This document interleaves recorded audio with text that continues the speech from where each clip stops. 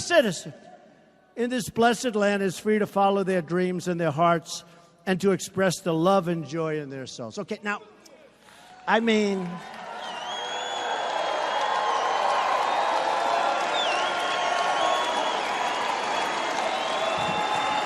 so they were having a hard time with that one because I said everything. I hit them with neo-Nazi. I hit them with everything. I got the white supremacists, the neo-Nazi, I got them all in there. Let's see. Yeah, KKK, we have KKK. I got them all. So they're having a hard time. So what did they say, right? It should have been sooner. He's a racist.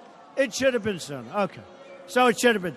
So then, the last one, on Tuesday, I did another one. We condemn in the strongest possible terms this egregious display of hatred, bigotry, and violence. It has no place in America.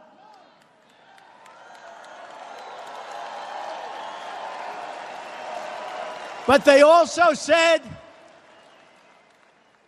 that he must be a racist because he never mentioned the driver of the car, who is a terrible person, drove the car, and he killed Heather. And it's a terrible thing. But they said I didn't mention. So these are my words. The driver of the car is a murderer. And what he did was a horrible, inexcusable thing. They said I didn't mention. And then they asked me, just to finish it, they asked me, what about race relations in the United States? Now, I have to say they were pretty bad under Barack Obama. That I can tell you. But they asked me the question, and I said, well, I think jobs can have a very big and positive impact. I think if we continue to create jobs like I've done, over 1 million since I've been in office, way over 1 million. I think if we continue to create jobs at levels that I'm creating jobs, I think that's going to have a tremendously positive impact on race relations. I do. And the other thing, very important, I believe wages will start going up because we now have the lowest unemployment rate we've had in 17 years. So you're going to see wages go up, right? They haven't gone up for a long time. I believe wages now, because the economy is doing so well with respect to employment and unemployment, I believe wages will start to go up, and I think that will have a tremendously positive impact on race relations. Go on it? Yeah.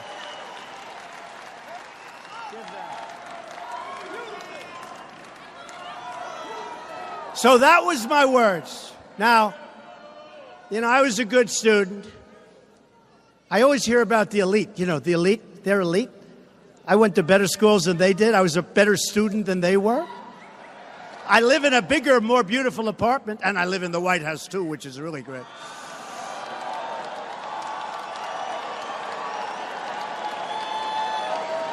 I think, you know what? I think we're the elites. They're not the elites.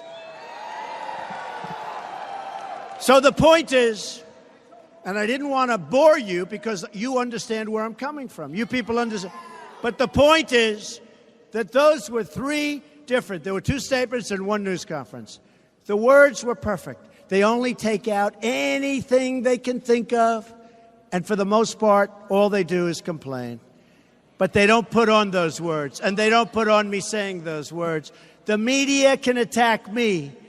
But where I draw the line is when they attack you, which is what they do. When they attack the decency of our supporters.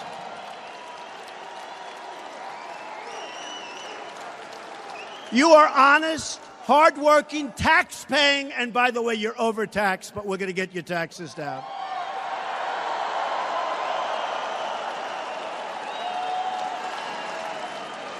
You're tax-paying Americans who love our nation, obey our laws, and care for our people. It's time to expose the crooked media deceptions and to challenge the media for their role in fomenting divisions. And yes, by the way,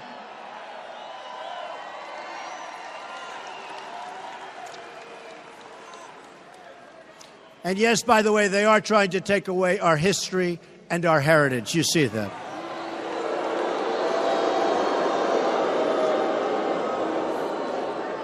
And I say it, and we're all pros. We're all we have a certain sense. We're smart people. These are truly dishonest people. And not all of them. Not all of them. You have some very good reporters. You have some very fair journalists. But for the most part, honestly, these are really, really dishonest people. And they're bad people. And I really think they don't like our country. I really believe that. And I don't believe they're going to change, and that's why I do this. If they would change, I would never say it. The only people giving a platform to these hate groups is the media itself and the fake news.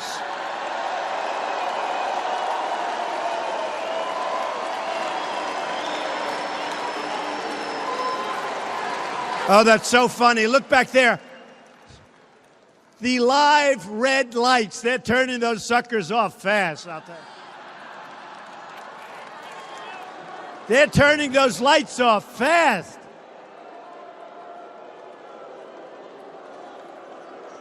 Like CNN. CNN does not want its falling viewership to watch what I'm saying tonight, I can tell.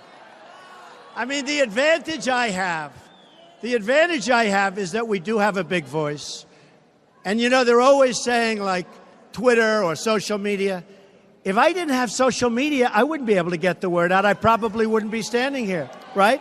I probably wouldn't be standing here right now. If I don't have social media, I probably would not be standing.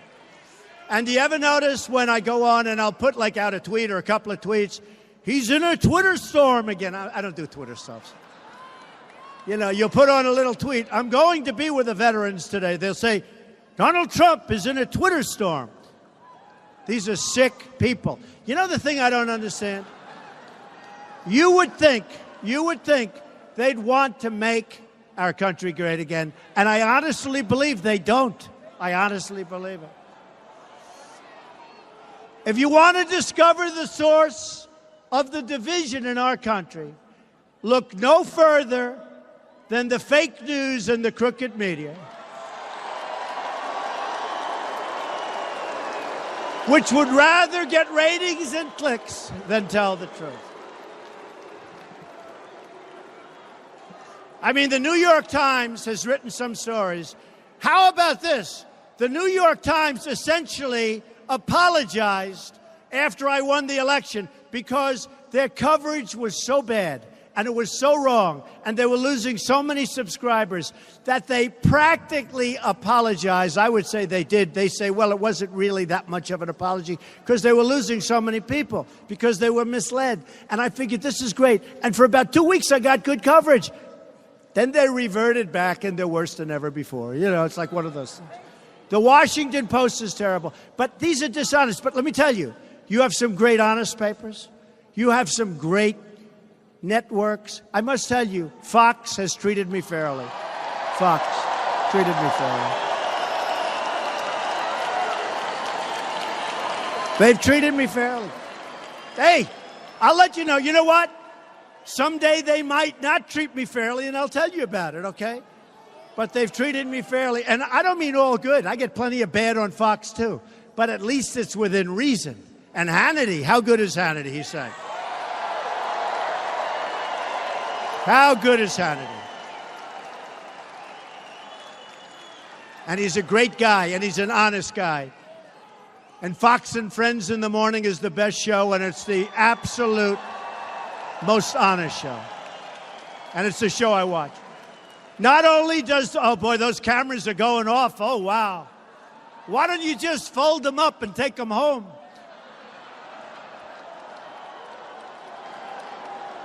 Oh, those cameras are going off. Wow.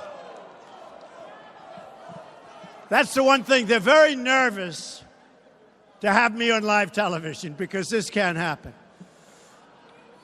Now, you know what?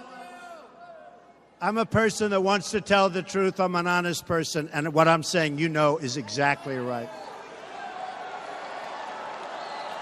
Not only does the media give a platform to hate groups, but the media turns a blind eye to the gang violence on our streets, the failures of our public school, the destruction of our wealth at the hands of the terrible, terrible trade deals made by politicians that should have never been allowed to be politicians. And the unaccountable hostility against our incredible police who work so hard and such a dangerous job. My administration is committed to the idea that all Americans have the right to live in safety, security, and peace. We believe in the rule of law because we know that freedom cannot exist if our people are not safe. And how safe are you at a Trump rally?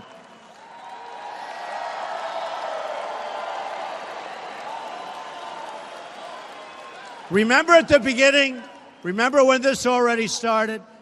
When this started at the beginning, they used to send in thugs. They'd swing. Our people are tougher than them, so it wasn't always very good for them. But they'd send in thugs, and our people would protect themselves, and then you'd go home and you'd watch this violence. Let me tell you, see this room? You got people outside, but not very many. But see this room? You're safe in this room. You're very safe in this room. It's a big room.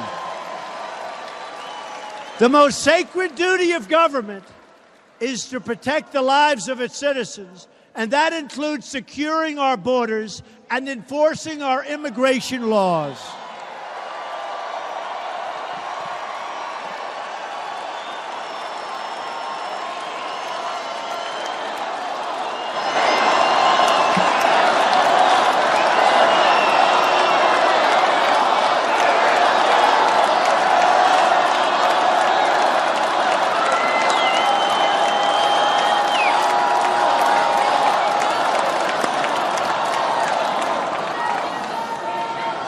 By the way, I'm just curious, do the people in this room like Sheriff Joe?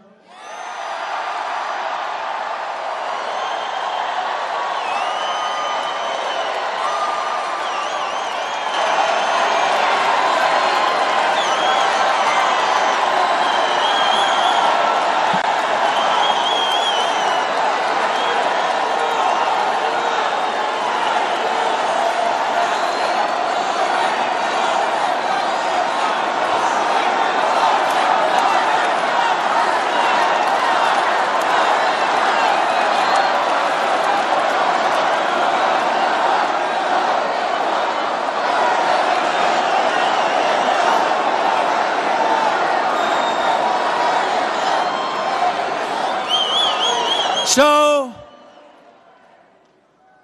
was Sheriff Joe convicted for doing his job? That's what.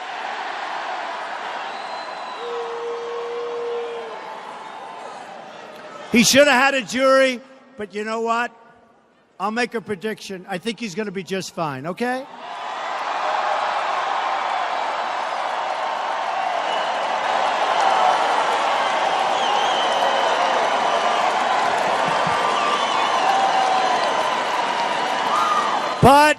But I won't do it tonight because I don't want to cause any controversy. Is that okay?